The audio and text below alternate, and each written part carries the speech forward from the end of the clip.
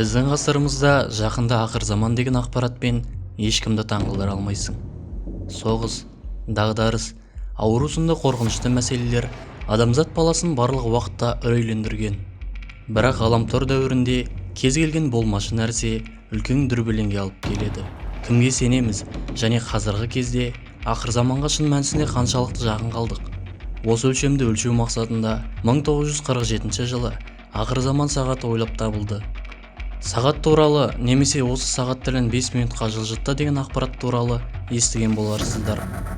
Бұл нені білдіреді және бұл сағат кімнің иелігінде? Осы сұрақтарға жауап беру үшін 1945 жылға аттанамыз. ақш-тың тастаған бомбасының әсерінен Хиросима мен Нагасаки жан түршігерлік жарылыстың құрбаны болды. Осы уақытта ғаламшарымыздың адекватты адамдары адамзат баласының даму деңгейінің өскендігі соншалықты өзін-өзі жойып жіберуге қауқарлы екендігін түсінді. Орта ғасырлардағы империялар арасындағы соғыстардың өзі барлық адамды қырып салуға жеткіліксіз еді. Ал атом бомбасы ойлап табылғаннан кейін бұл мәселе шындыққа айналды.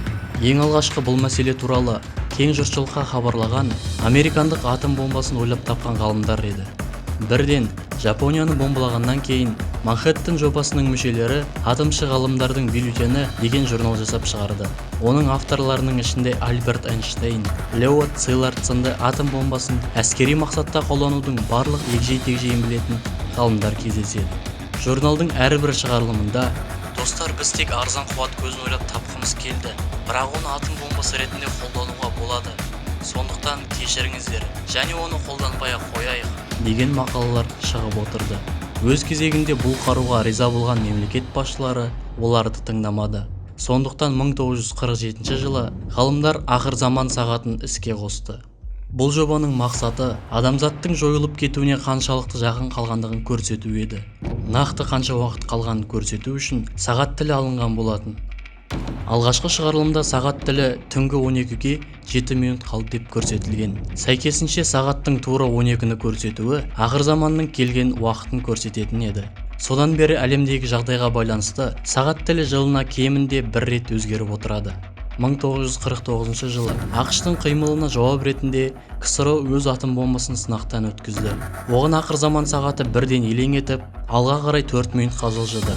Адамзат үшін жаһандық апатқа 3 минут қалған болатын. Сағат тілі жай нәрсе емес екенін түсінуіміз керек. Оны жай маркетологтар емес, танымал ғалымдар жүргізеді. Сізге Альберт Эйнштейннің өзі жеткіліксіз болса, комиссияның қазіргі құрамына қараңыз.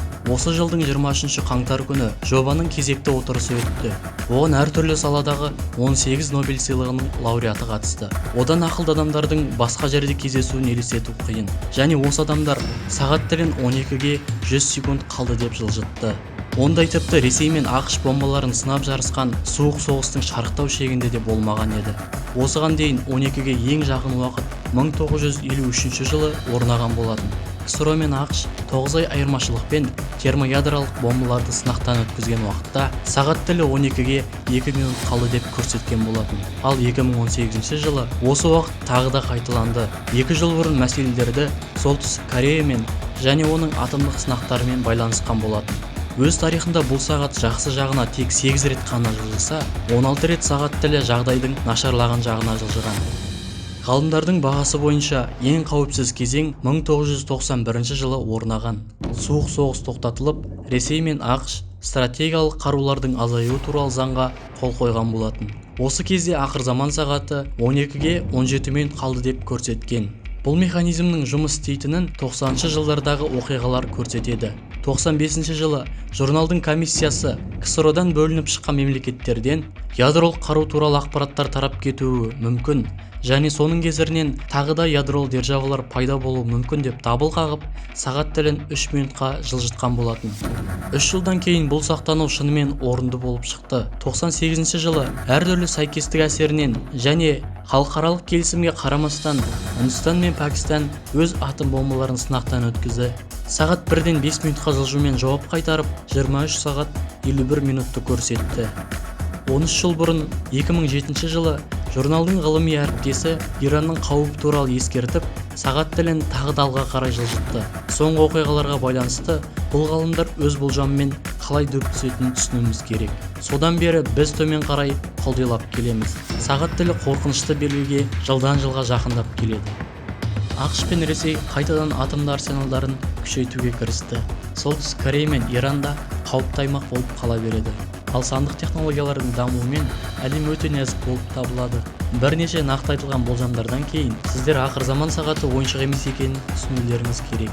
2020 жылдың 23 қаңтарында тіркелген сағаттың рекорды көрсеткіші жай елдің назарын аударту үшін жасалмаған. Мәселе Ресей мен ақш-тың арақатынасының жылдан жылға нашарлауында, Таяу Шығыс пен Кореядағы прогрестің болмауында, кибер соғыста және әлдекіммен төленген елді алдайтын ғаламтордағы жалған ақпараттарда.